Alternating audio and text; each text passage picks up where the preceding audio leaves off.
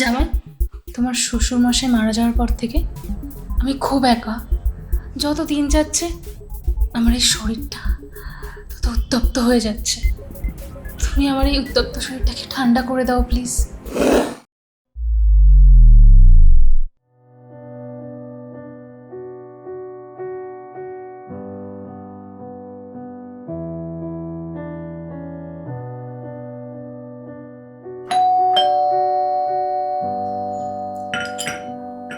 এই সাত সকালে এবার কে এলো রে বাবা?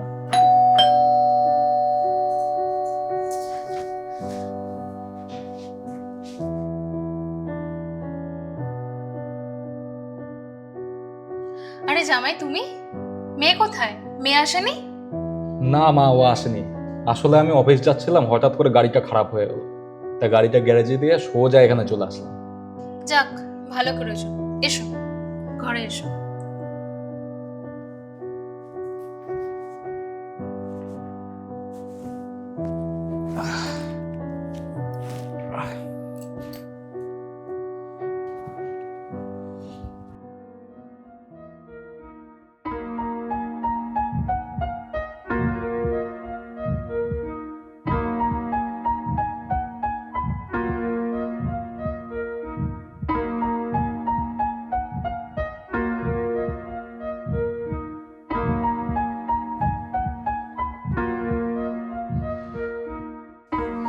জামাই, এত রোগা হয়ে যাচ্ছ কেন?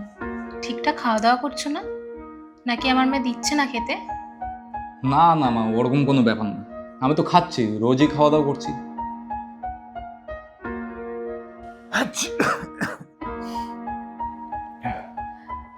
এ বাবা, তোমার তো ঠান্ডা লেগেছে।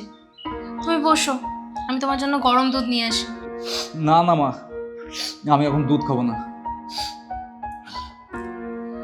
তোমার শাশুড়ি মা তোমার জন্য ভালোবেসে দুধ নিয়ে আসছে, আর তুমি খাবে না? উহুম, আমি তো এসব শুনবো না।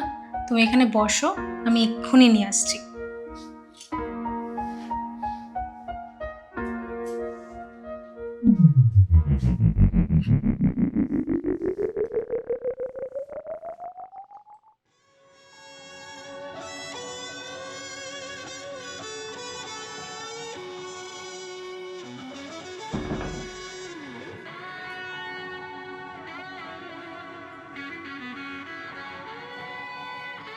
জামাই, এ নাও, দুধটা খেয়ে নাও।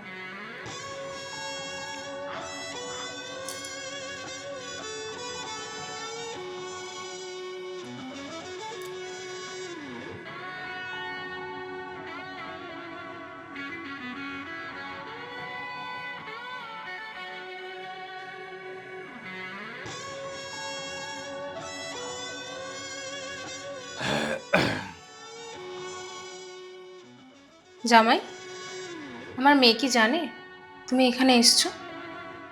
না মা, ও জানে না। আমি এখনই ওকে ফোন করে জানিয়ে দিচ্ছি। না থাক, ওকে জানানোর দরকার নেই। কেন? বউকে সব বলতে নেই, কিছু কথা গোপন রাখাই ভালো। মানে? ওসব মানে টানে কিছু না। তুমি যাও, ফ্রেশ হয়ে আসো, আমি তোমার জন্য ওয়েট করছি।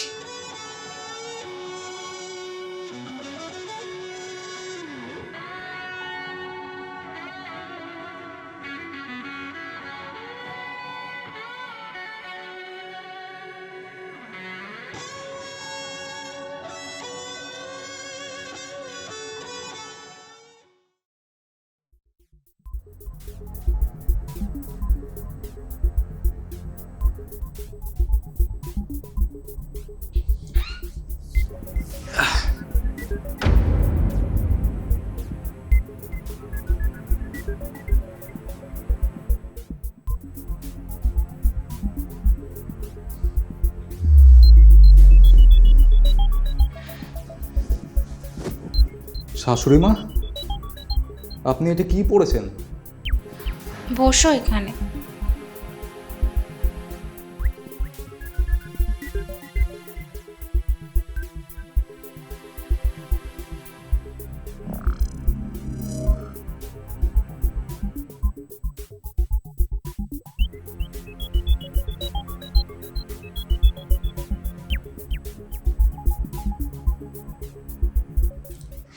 জামাই, তোমার শ্বশুরমশাই মারা যাওয়ার পর থেকে আমি খুব একা।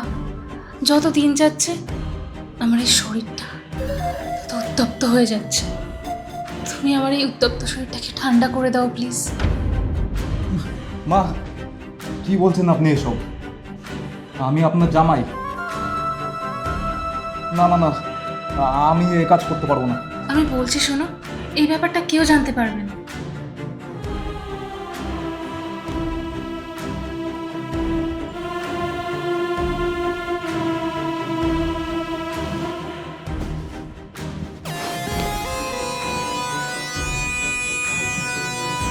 কি করছেন কি?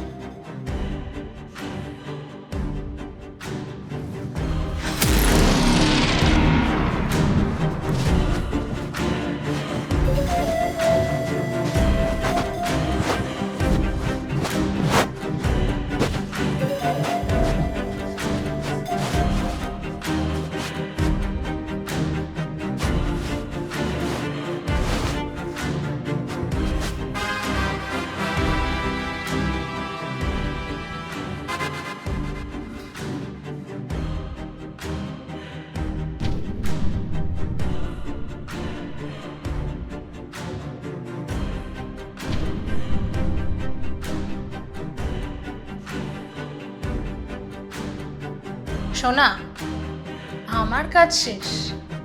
এবার মেয়েকে মারার দায়িত্ব তোমার। তারপর আমার আর তোমার মাঝে আর কেউ থাকবে না।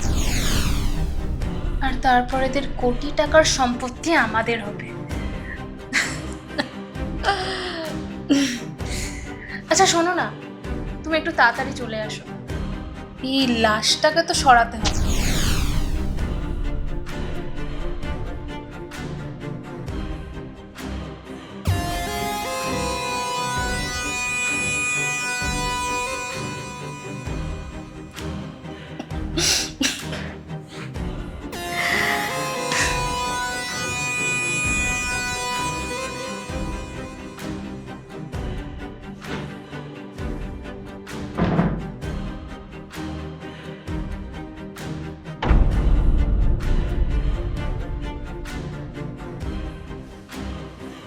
চলে এসছো?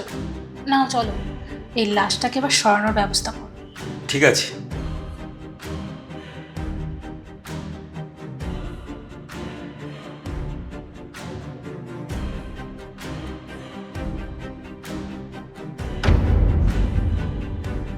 সালা, অনেক দিন ধরে জ্বালিয়েছিস। নে, এবার তোদের সব সম্পত্তি এই আমাদের।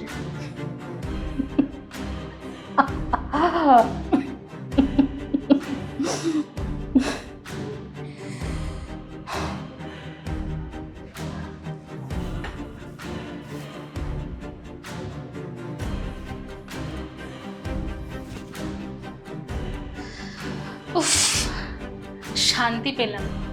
বড় খতম, জামাইও খতম। এবার শুধু বাকি আমার মেয়ে।